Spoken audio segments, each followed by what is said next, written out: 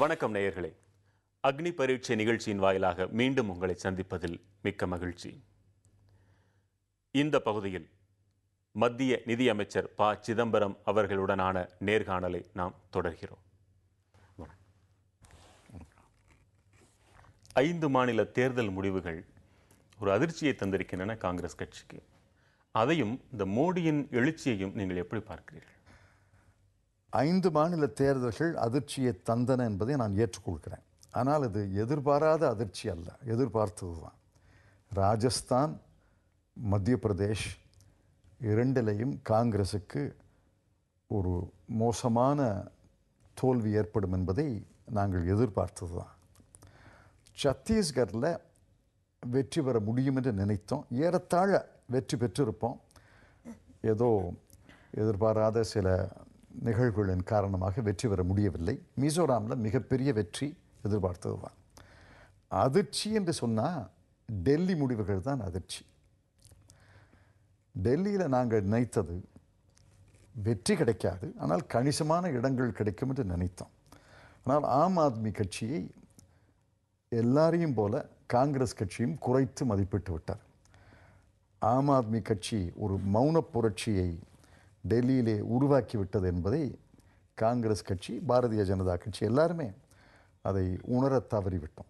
யாரை விலக்க வேண்டும் என்று வாக்களித்தார்களோ அவர்களுடனேயே ஆம் ஆத்மி கூட்டு வைத்துக் கொண்டார்கள் என்று அவர்கள் விமர்சிக்கப்படுகிறார்கள். கூட்டு கிடையாது. ஒரு அரசு டெல்லியில் அமையணும், இல்லைன்னா இன்னொரு தேர்தலை சந்திக்கணும். 2 மாதத்துக்கு ஒரு முறை, 3 மாதத்துக்கு ஒரு முறை ஒரு தேர்தலை சந்திப்பது என்பது அதை யாரும் ஆதரிக்க முடியாது. பாரதிய ஜனதா கட்சி அரசை அமைத்திருக்க வேண்டும். சிறுபான்மை அரசு என்பது ஒரு புதிய விஷயம் அல்ல. சிறுபான்மை அரசுகள் இந்த நாட்டிலே அமைந்திருக்கின்றன.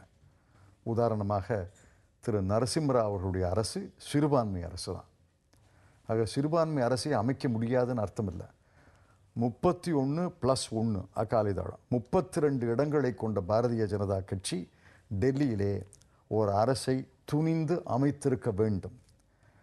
அவர்கள் என்ன காரணத்தினாலோ அரசை அமைக்க முன்வரவில்லை. அந்த சூழ்நிலையில் அரசு அமைக்கக்கூடிய ஒரே வாய்ப்பு ஆம் ஆத்மி கட்சிக்கு தான். அந்த கட்சிக்கு காங்கிரஸ் கட்சி வெளியில் இருந்த ஆதரவு, கொள்கைகளின் அடிப்படையில், நடவடிக்கைகளின் அடிப்படையில் வெளியில் இருந்த ஆதரவு என்று அறிவித்திருக்கிறோம். மக்களுடைய நலனை மனதிலே வைத்து பார்ப்பீர்கள் என்றால் இதுதான் நல்ல முடிவு.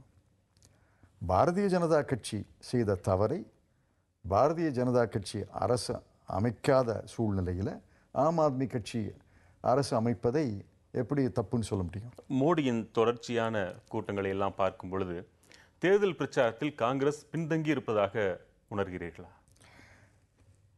மோடி பெரிய பொது பேரணிகளில், பொதுக்கூட்டங்களில் கலந்து கொண்டு பேசுகிறார். அதற்கு ஈடாக இன்னும் காங்கிரஸ் கட்சி பேரணிகள், பொதுக்கூட்டங்களை நடத்தவில்லை என்பதை நான் ஒப்புக்கொள்கிறேன். ஆனால் அதற்காக கட்சியில் பல குழுக்கள் இருக்கிறார்கள்.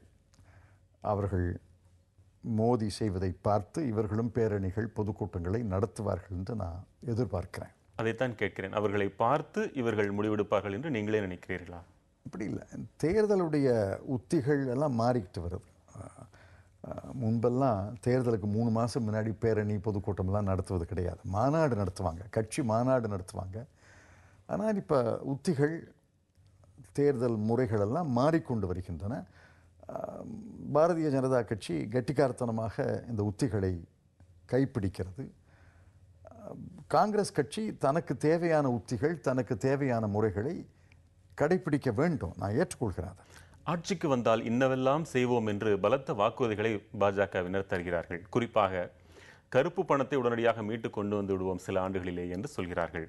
அதை செய்ய முடிந்திருந்தால் நீங்களே முழுவதுமாக செய்து முடித்திருப்பீர்கள் என்றால் அவர்களுடைய வாக்குறுதி வெற்று வாக்குறுதியா? வெற்று வாக்குறுதி தான்.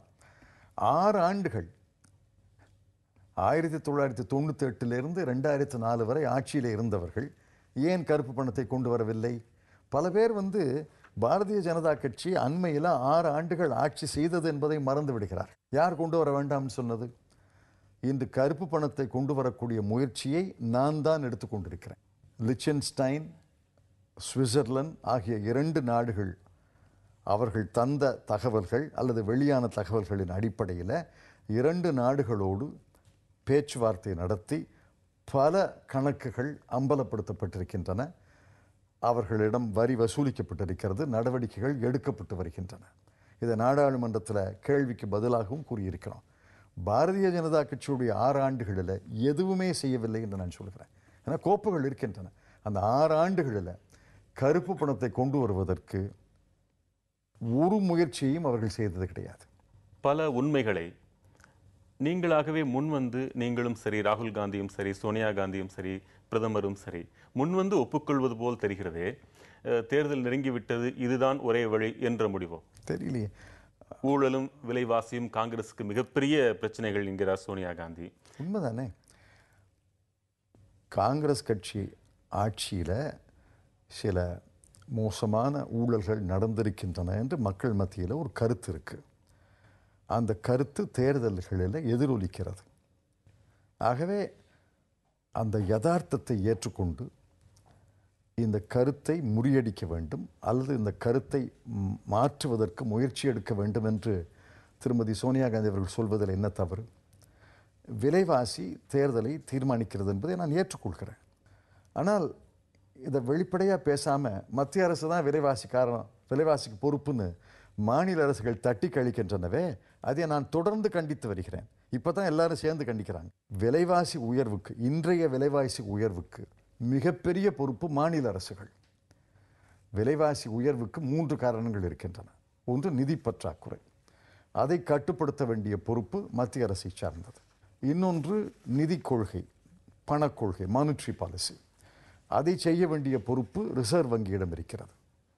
இந்த 2ஐயும் விட இன்றைய விலைவாசி உயர்வுக்கு மிக மிக பெரிய காரணம் மாநில அரசுகள். விலைகள், எந்த விலைகள் உயர்ந்திருக்கின்றன?